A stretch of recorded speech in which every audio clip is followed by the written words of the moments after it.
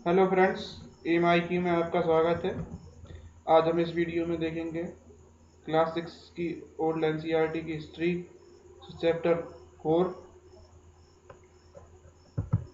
Chapter 4 है भारत 600 ईसा पूर्व से 400 ईसा पूर्व तक। इसमें हम देखेंगे 600 ईसा पूर्व से 400 ईसा पूर्व तक किन किन राजवंशों का राज्य रहा या किन किन राजवंशों ने शासन किया और उस समय भारत की स्थिति कैसी थी और कौन कौन से गणराज्य या महाजनपद हुआ करते थे और कौन से महाजनपद या जनपद शक्तिशाली थे और किन में गणराज्य कौन कौन से गणराज्य थे।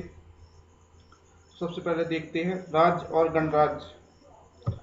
लगभग 600 ईसा पूर्व तक गंगा के मैदान के लगभग सभी जंगल साफ कर दिए गए थे और लोग विभिन्न इलाकों में आबाद हो गए थे, जैसे पांचाल, सूरसेन, कौशल, अवध, मगध आदि। यह इलाके जनपद कहलाते थे। प्रत्येक इलाके में प्रशासन करने वाले जन या कुल के आधार पर इन्हें यह नाम दिए गए थे। अब यह ग्राम समूह में रहने वाले सारे कबीले नहीं रह गए थे। इन्होंने अपने राज्य और गणराज्य स्थापित कर लिए थे। गणराज्य ऐसा शासन होता था जिसमें शक्ति लोगों के या कुछ चुने हुए लोगों चुने हुए शक्तियों या चुने गए मुखिया के हाथ में रहती थी। गणराज्य में कोई वंशानुगत राजा नहीं होता था। प्राचीन गणराज्यों में क्षत्रिय परिवार ही भूमि के मालिक होते थे। राजनीतिक सत्ता भी उन्हीं के पास थी। उस 600 ईसा पूर्व में भारत में 16 महाजनपद थे। महाजनपद उन जनपदों को कहा जाता था जो सबसे ज़्यादा शक्तिशाली थे, जैसे मगध, बज्जी, अवंती, कौशल। ये सबसे अधिक शक्तिशाली जनपद थे, इसलिए इन्हें महाजनपद कहा जाता था।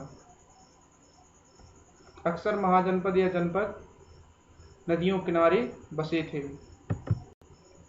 सबसे शक्तिशाली राज्य थे गंगा घाटी में सबसे ज़्यादा शक्तिशाली राज्य थे कौशल, मगध, वत्स और एक अन्य शक्तिशाली राज्य था अवंती। अवंती क्षेत्रफल की दृष्टि से सबसे बड़ा महाजनपद था। उज्जैनी जो राज्य और गणराज्य सबसे अधिक शक्तिशाली हुआ करते थे, उन्हें महाजनपद कहा जाता था। अब देखिए मगध। तो लगभग 542 ईसा पूर्व में बिम्बिसार नगर का राजा बना। उसने विभिन्न उपायों से इसे एक शक्तिशाली राज्य बना दिया। एक उपाय था, उसने पड़ोसी राज्यों के परिवारों से की राजकुमारियों से विवाह संबंध जोड़े। तब यह शासक उसके मित्र बन गए। मगध राज्य में बहुत अधिक कच्चा लोहा मिलता था। हथियारों और औजारों के लिए इस समय धातु का बहुत महत्व था। अब जमीन को साफ करने और उसे जोतने के लिए और साथ ही अन्य शिल्पों में इस्तेमाल होने वाले औजार बनाने के लिए लोहे का व्यापक इस्तेमाल होता था या होने लगा था। इससे मगध की शक्ति और संपत्ति में वृद्धि हो गई। गंगा के मैदान का अधिकांश व्यापार नदियों के रास्ते होता था। शीघ्र ही नदी पर मगध का अधिकार हो गया। मगध के दक्षिण पूर्व में अंगराज्य था। बिम्बिसार ने अंगराज्य को छोड़कर अंगराज्य को जीत लिया। अंगराज्य में गंगा के तट पर चंपा एक प्रसिद्ध बंदरगाह था, जहां से जहाज गंगा के मुहाने तक और आगे पूर्वी समुद्र तट के साथ दक्षिण भारत को जाते थे। दक्षिण भारत से यह जहाज मसाले और मणि लेकर लौटते थे, जिससे नगर धनवान बन गया था। अब देखते हैं बिम्बिसार के शासनकाल में क्या क्या हुआ। तो बिम्बिसार ने मगध पर अच्छा शासन किया। उसकी मदद के लिए सलाहकारों की एक समिति होती थी और उसका जो भी अधिकारी या पदाधिकारी सही से काम नहीं करता था उसे वह दंड देता था, और उसने गांव के मुखियों को अपने स्वयं से मिलने के लिए खुली छूट दे रखी थी। और उसने राज्यों के साथ, अंग राज्य को छोड़कर सभी राज्यों के साथ मैत्रीपूर्ण संबंध बनाए। उसने सुदूर देशों तक, यहाँ तक कि पश्चिमोत्तर भारत के गांधार राज्य को भी अपने राजदूत भेजे थे। पटना के पास राजगृह में उसकी राजधानी थी। पहाड़ियों से घिरा हुआ यह एक सुंदर नगर था। पुरातत्वों द्वारा खोजे गए इस नगर के अवशेषों को अभी भी देखा जा सकता है। अब देखते अजातशत्रु। अजातशत्रु ने अपने पिता बिंबिसार का वध कर दिया, क्योंकि वह मगध को और शक्तिशाली बनाना चाहता था, परंतु वह सोचता था कि वह अपने सभी पड़ोसी राज्यों को जीतने पर ही यह संभव कर सकता है। इसलिए उसने अपने मामा कौशल राज पर हमला कर दिया और उसने बज्जियों पर भी आक्रमण किया। बज्जियों का गणराज्य उत्तर बिहार में था। यह युद्ध कई सालों तक चलता रहा। अंत में अजातशत्रु की विजय हुई और उत्तर भारत में मगध सबसे शक्तिशाली राज्य बन गया। देखते हैं राज्य की स्थिति कैसी थी। तो राजा अब अति विशिष्ट व्यक्ति बन गया। अब वह समाज और धर्म का रक्षक था। गणराज्य में यह समझा जाता था कि मुखिया को जनसाधारण से चुना जा सकता है, परंतु राजतंत्र के मामले में ब्राह्मणों का कहना था कि राजा कोई सामान्य पुरुष या मनुष्य न होकर देवता के समान है, और केवल ब्राह्मण ही कुछ अनुष्ठान करके राजा को दैवीय शक्ति तथा गुणों से संबंध बना देते थे। इस प्रकार राजा बहुत शक्तिशाली हो गया। ब्राह्मणों का भी प्रभाव बढ़ गया, क्योंकि वे राजा के सलाहकार थे और उनके बिना राजा ना तो शासन कर सकता था और ना ही यज्ञानुष्ठान। राजा की स्थिति इसलिए शक्तिशाली हो गई क्योंकि अब वह राज्य का प्रतीक बन गया था। राजा को अब कर वसूल करने के अधिकार दिए गए और इन करों में सेना अधिकारी तथा राज्य खर्च के लिए धन मिलता था। अब समाज वैदिक युग के कबीलों और कुलों के समय से काफी भिन्न था।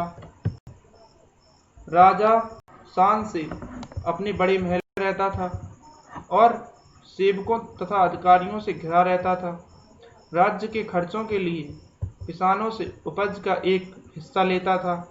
इस सारी आय को वह केवल अपने ऊपर खर्च नहीं करता था, बल्कि सेना पर वेतन देने में, सड़कों को, नहरों के निर्माण और ब्राह्मणों की सहायता करने जैसे अन्य कामों में खर्च करता था।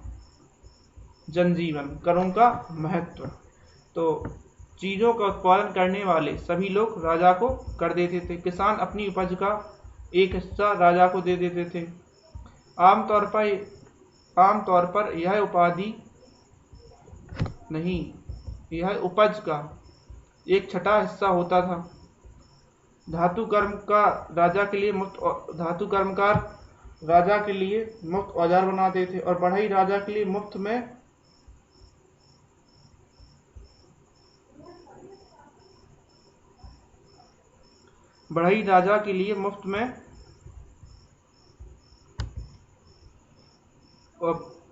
रथ बनाते थे।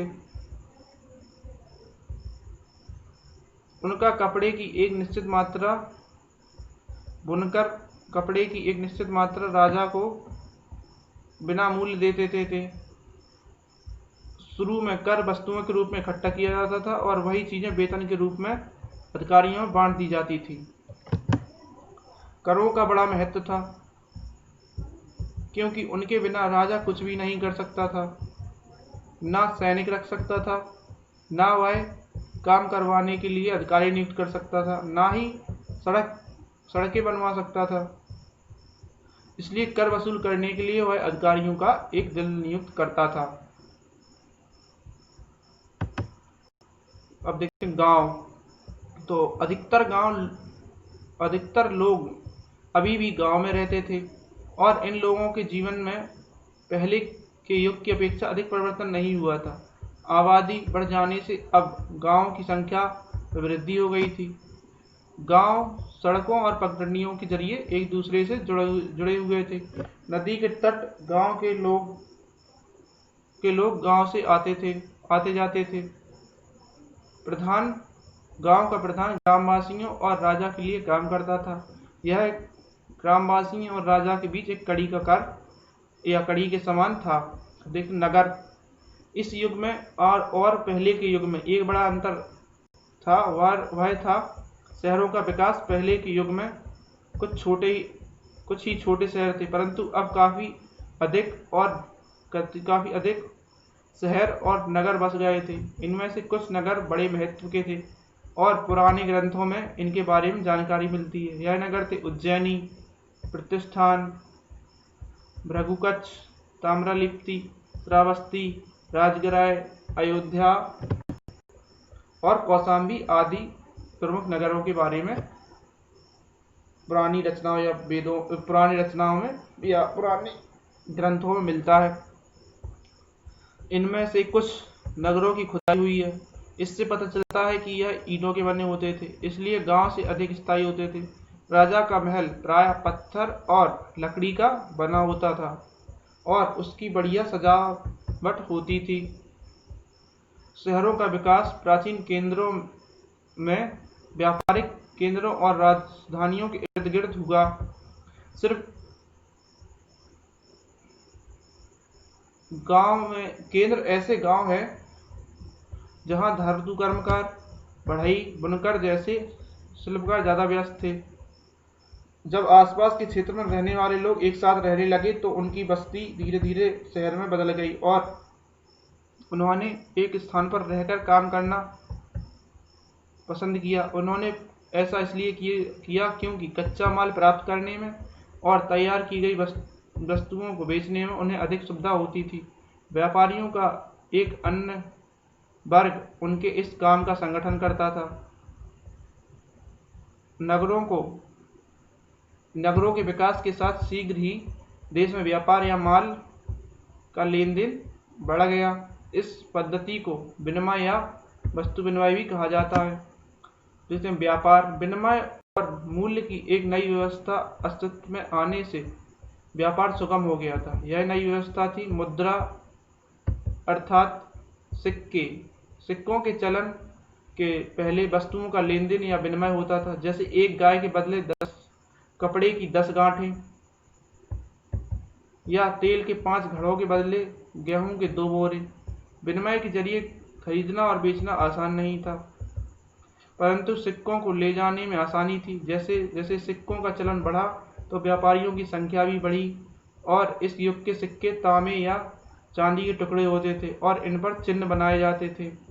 व्यापार के एक छोटे इलाके तक सीमित न रह गया।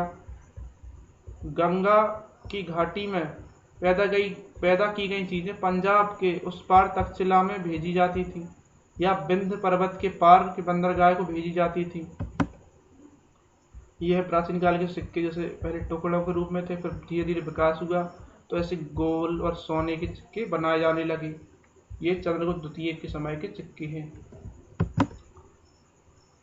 समाज, शिल्पकार और व्यापारी अपने जो संगठन बनाते थे उन्हें श्रेणी कहते थे, क्योंकि कारीगर साथ साथ रहते थे और मिलजुल कर काम करते थे। इसलिए भी वे इतने घुल-मिल गए कि एक जाति के रूप में समझे जाने लगे। बेटे अपने बाप का धंधा करने लगे, इसलिए जाति वंशानुगत हो गई। यह धीरे धीरे इनमें से प्रत्येक जाति के लिए अलग अलग कानून बन गए। इन कानूनों का निर्माण ब्राह्मणों ने किया था। कुछ कानून बहुत कठोर थे, जैसे एक जाति के लोग ना तो दूसरी जाति के लोगों के साथ खाना खा सकते थे और ना ही अपनी जाति के बाहर विवाह कर सकते थे। सैद्धांतिक रूप से ब्राह्मणों ने 4 वर्ण बनाए। पहला ब्राह्मण, क्षत्रिय, वैश्य और शूद्र। इन चारों से अलग एक 5वां वर्ग अछूतों का था, जिन्हें घृणा की दृष्टि से देखा जाता था और नीच समझा जाता था। ऐसा समझा जाता था कि वे गंदे काम करने के लिए हैं, लेकिन यह कोई तर्कसंगत बात नहीं थी, क्योंकि टोकरी बनाने वालों को भी नीच समझा जाता था। धर्मशास्त्रकारों ने आचरण के लिए नियम बनाए। नियमों के अनुसार जीवन को 4 अवस्था या आश्रम में बांटा। पहला ब्रह्मचर्य आश्रम, शिक्षा ग्रहण करने के लिए।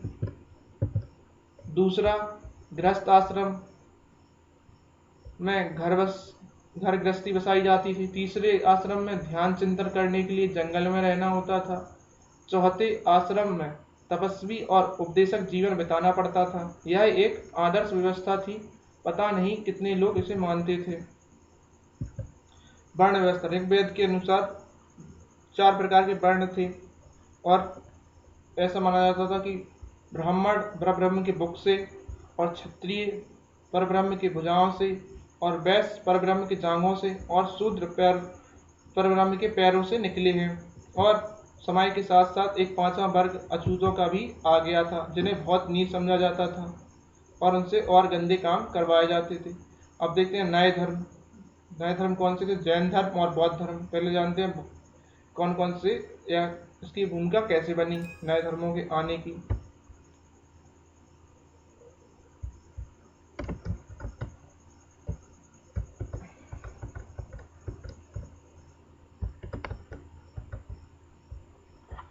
तो वैदिक धर्म अनेक कर्मकांडों और यज्ञों का धर्म हो गया था। कुछ लोग इन अनुष्ठानों से असंतुष्ट थे।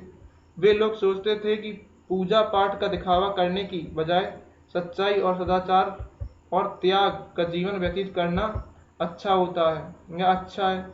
उनमें से कुछ सन्यासी हो गए और वनों में रहने लगे, क्योंकि वे एकांत में ध्यान करना चाहते थे। उनमें से कुछ वनों से लौट आए और अपने विचारों का नगरों और गांवों में प्रचार करने लगे। इनमें से वो व्यक्ति जैन धर्म और बौद्ध धर्म के प्रवर्तक के रूप में प्रसिद्ध हुए, और महावीर ने जैन धर्म और गौतम बुद्ध ने बौद्ध धर्म की स्थापना की। महावीर लिच्छवी गणराज्य में और बौद्ध शाक गणराज्य में पैदा हुए थे। अब देखते हैं जैन धर्म। तो महावीर का जन्म 6ठी ईसा पूर्व की 6ठी सदी में वैशाली नगर में हुआ था। उन्होंने घर छोड़ दिया और कई वर्षों तक जीवन से संबंधित उन प्रश्नों का हल ढूंढते हुए भटकते रहे जो उन्हें परेशान कर रहे थे। 12 साल के बाद उन्हें विश्वास हो गया कि उन्हें प्रश्नों का हल मिल गया है। उन्होंने पहले के 23 तीर्थंकरों के उपदेशों का समर्थन किया और उनमें अपने विचार भी जोड़ दिए। यह धर्म जैन धर्म कहलाया। महावीर का कहना था कि बौद्धिक अनुष्ठान करने और देवताओं से मदद मांगने से कोई लाभ नहीं है। इससे अच्छा है कि सदाचार का जीवन बिताना और बुरा काम न करना। उन्होंने अपने अनुयायियों से कहा कि उनके काम सम्यक श्रद्धा, सम्यक ज्ञान और सम्यक कर्म त्रिरत्नों पर आधारित होने चाहिए। इन्हीं से उनका जीवन सदाचारी बन सकता है। ये हस्तिनापुर का जैन मंदिर। दुनिया के सबसे प्राचीन जैन धर्म को श्रमणों का धर्म ही कहते हैं। जैन धर्म के संस्थापक ऋषभदेव को माना जाता है। यह जैन धर्म के पहले तीर्थंकर थे। यह भगवान महावीर की मूर्ति या स्टैचू। अब देखते हैं बौद्ध धर्म। महावीर के जन्म के कुछ साल बाद शाक्य कुल में राजकुमार सिद्धार्थ के रूप में महात्मा बुद्ध या बुद्ध का जन्म हुआ। वह कपिलवस्तु के पास लुम्बिनी वन में पैदा हुए थे। उन्होंने भी गृह त्याग किया और कुछ वर्षों तक तपस्वी की भांति घूमते रहे। तब उन्हें लगा कि उन्हें ज्ञान प्राप्त हो गया है और उन्होंने जीवन की समस्याओं का हल खोज लिया है, तो वह वापस आ गए। और उनका कहना था कि संसार में दुख ही दुख है और इसका कारण है सांसारिक चीज़ों के लिए तृष्णा। अष्टांगिक मार्गों पर चलकर मनुष्य तृष्णा से छुटकारा पा सकता है। इन 8 प्रकार के आचार विचार पर चलकर मनुष्य सदाचारी बन सकता है और किसी चीज़ की अधिकता रखे बिना संतुलित जीवन व्यतीत कर सकता है। बुद्ध ने भी अहिंसा के महत्व पर बल दिया और उन्होंने धार्मिक अनुष्ठानों और पशुओं की हत्या करना वर्जित ठहराया और पशुओं की अनावश्यक हत्या को अमानुषिक बतलाया। उस समय खेती बाड़ी के लिए पशुपालन का बड़ा महत्व था। इसलिए बिना कारण की पशुओं की हत्या करना भी निरर्थक था। उच्च वर्ण वाले निम्न वर्ण वालों को साथ दुर्व्यवहार करते थे। बुद्ध ने विहारों की स्थापना की। विहार वे स्थान होते थे जहाँ बौद्ध भिक्षु रहते थे और आराधना करते थे। बौद्ध और जैन धर्म का अधिक प्रचार था। भिक्षु जगह जगह नए विचारों का प्रचार करते फिरते थे। इसलिए जल्द ही में यह धर्म भारत यह धर्म के भारत के अनेक भागों में फैल गया। सांची का स्तूप। बौद्ध धर्म के संस्थापक गौतम बुद्ध, इन्हें एशिया का ज्योतिपुंज कहा जाता है और इंग्लिश में लाइट ऑफ एशिया भी कहते हैं। वे 563 ईसा पूर्व से 483 ईसा पूर्व तक रहे। पीपल के पेड़ के नीचे सिद्धार्थ को ज्ञान प्राप्त हुआ और वे बुद्ध कहलाए। सांची का स्तूप, इसमें बौद्ध भिक्षुओं की अस्थियां को रखा गया है या रखा जाता था और इस स्तूप को सम्राट अशोक महान द्वारा बनवाया गया था। Thanks for watching. Stay home, stay safe. अगले वीडियो में आपसे फिर मिलेंगे।